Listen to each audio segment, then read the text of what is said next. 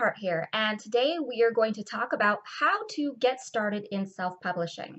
Now, for the purpose of today's video, I'll mostly be talking about ebooks, since creating a paperback and uploading to print-on-demand companies is an entirely different animal all in itself. Today I'm going to focus on ebooks. I also want to say that I am not an expert by any means. These are just the things that I've learned, and there might be better ways to do some of these things. So take that with a grain of salt, but this should at least help you get started and let you know the things that you're going to have to do to self-publish your book.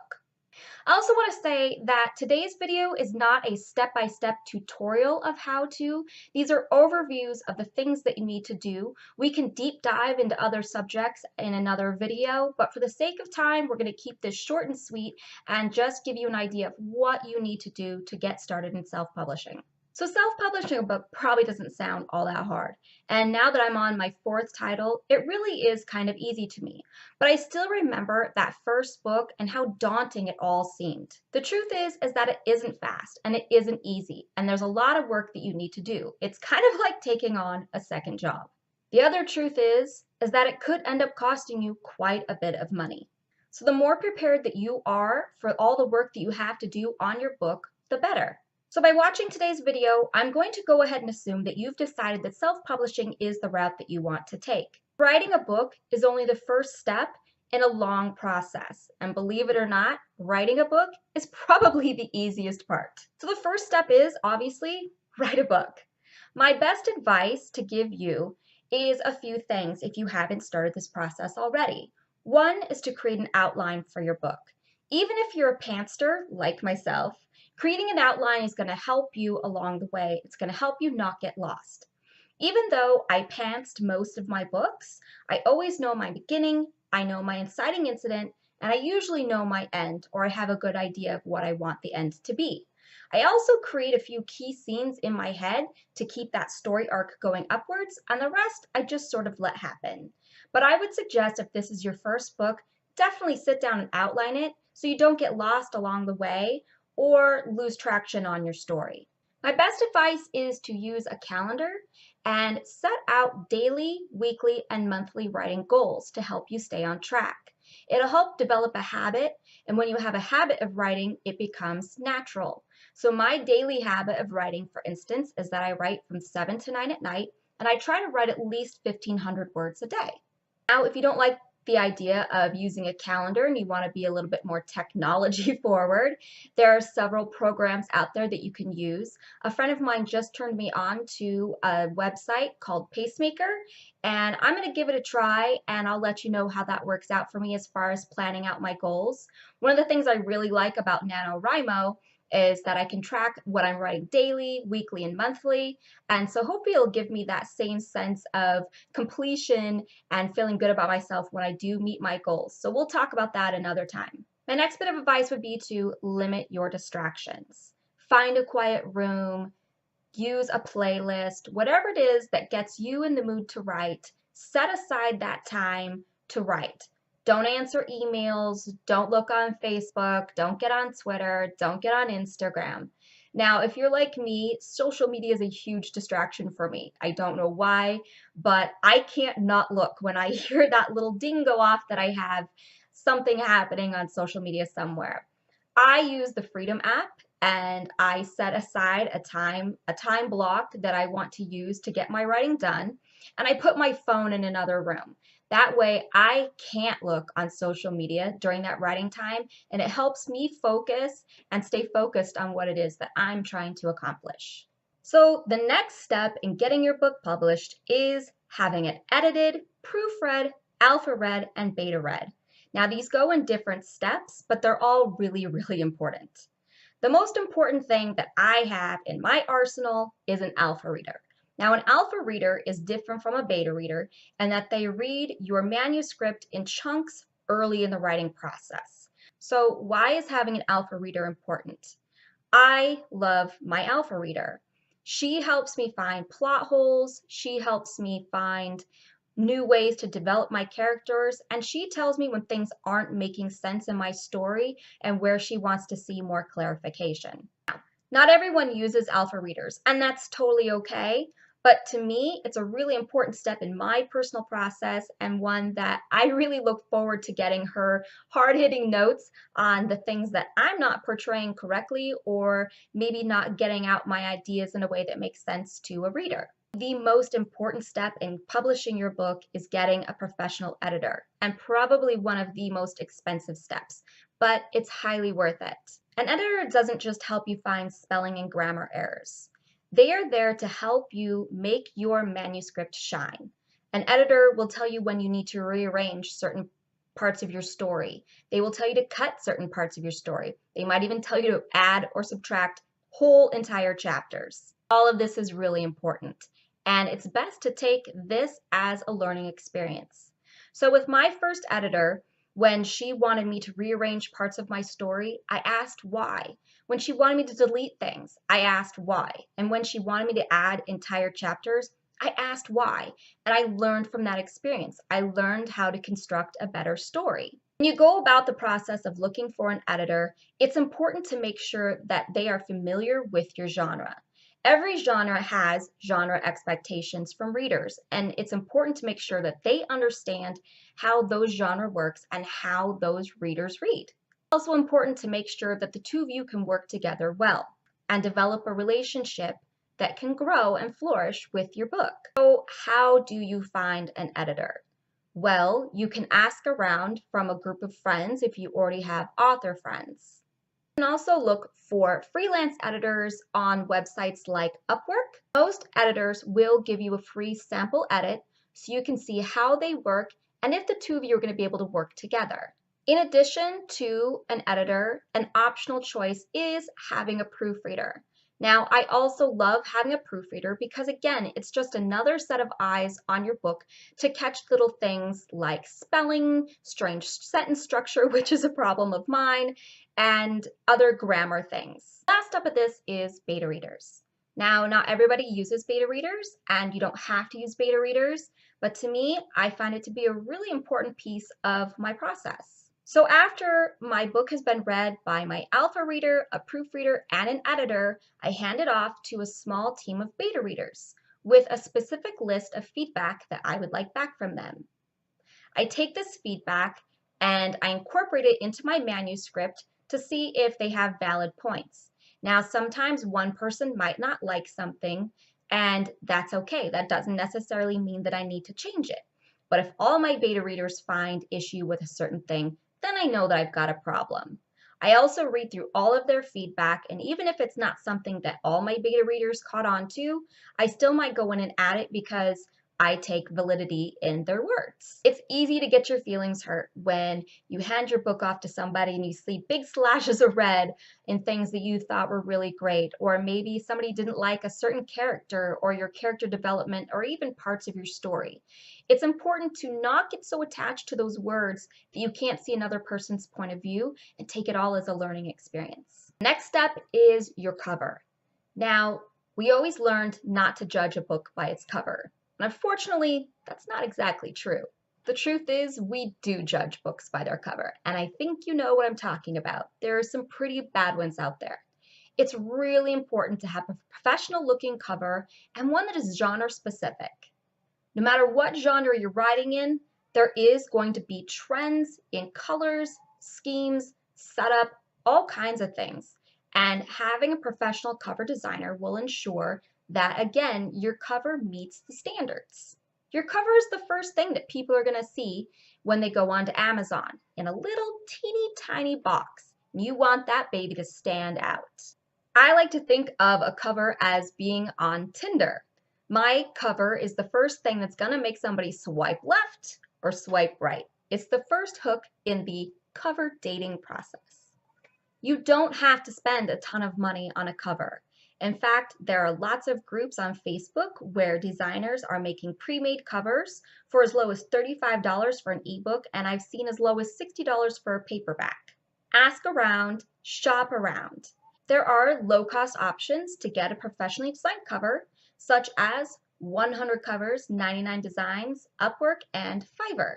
The next most important thing is your blurb.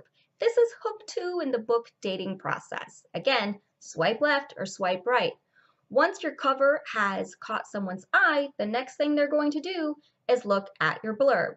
Keep it short, keep it concise, and don't give too much away. You want people to read that and be intrigued. It should be about 1 to 2 paragraphs. And again, study your specific genre to see how different blurbs are set up. Now, don't copy other people's blurbs, but see how they're put together and see how they're worded and the little hooks that they use to keep readers interested. Right. So the next step in this process is obtaining ISBNs. ISBN stands for International Standard Book Number, and every book that is going to be sold needs an ISBN, and they aren't cheap. Now here's where things get a little tricky.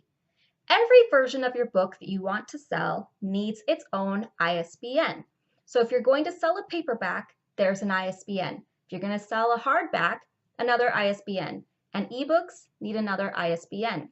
Every version of your ebook needs its own ISBN. So if you're going to sell on Kindle, there's one. If you're going to sell on Nook, there's another. iBooks, another. Kobo, another. Now you can see where this is going to start adding up. Now, a great thing about this is that every platform does offer free ISBNs. And so if you're thinking to yourself, well, why doesn't everybody do that? It technically makes them the publisher of your book and not you. For me, this was the option that I took because, as I've stated before, I am a single mom and I am publishing on a budget. For right now, it was the right choice for me. Now, eventually, I will be setting up my own publishing company and I will start purchasing ISBNs, but for now, that was the choice I had to make. Do a little research and come up with a decision on your own that's going to suit you and your needs best. Okay, and now we're on to formatting, and here's where some of the real tricky work starts. There are tons of tutorials on the internet of how to format your book, and this is what I did with my first one, and once you get the hang of it, it's really not all that hard. Formatting your book is the difference between having a raw manuscript and having something that actually looks like a real book. You can do this several ways. You can format it yourself in Microsoft or whatever program you're using to write in. You can download pre-made templates that you copy and paste your book into, such as DIY templates, or you can use programs that do the formatting for you. Now, one of the ones that I've been using that I really like was created by Kindle, and it's called Kindle Create. Currently, it only has 4 different templates, but it really does make a difference if this isn't something that you know how to do. They're pretty standard, but they look pretty nice. You can pay someone to do this for you. Again, you can find a freelancer on places like Upwork, or you can purchase programs such as Vellum and Scrivener to do this for you. Now your book looks like a real book, and it's formatted like a real book, and then you have to convert it into files. So what does converting mean? Well, converting means taking your now formatted manuscript and turning it into EPUB, MOBI, and PDF files. Again, you can do this through Vellum and Scrivener. You can also download free programs, and I'm probably going to screw this name up, Calibre, I'll link it down below. It's not the most user-friendly program out there, but once I got the hang of it, it was pretty easy. If you're only going to be uploading to Kindle, again, you can use Kindle Create to just create that MOBI file, but all other places take EPUB and PDF. The next step is deciding on distribution channels. One of the things you might start seeing around as a new author is people asking, are you KU or are you wide? And what does that mean? Well, KU means that you're taking part in the Kindle Unlimited program through Amazon and you're exclusive to them. And there are perks to doing this, so you'll have to do that research on your own. Wide means that you're selling it everywhere. The next step in this process is to decide if you're going to upload your manuscript directly to the vendors, or if you're going to use a third party to do this for you, such as Draft2Digital or even Smashwords. Other places to upload your book to besides Amazon would be Kobo, Google Play, iBooks, Nook, and many others. Now, personally, I upload my book several ways. I upload directly to Amazon, I upload directly to Nook, I upload directly to Google Play and Kobo, and I used Draft2Digital for all the other smaller ones such as Overdrive, 24 Symbols, and things like that.